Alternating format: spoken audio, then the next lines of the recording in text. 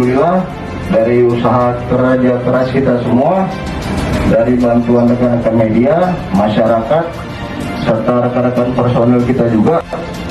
ya alhamdulillah untuk kasus ini bisa kita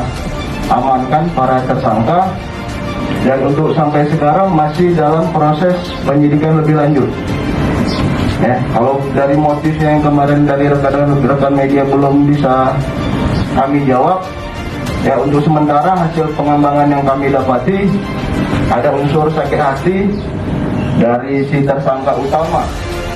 Ya, kepada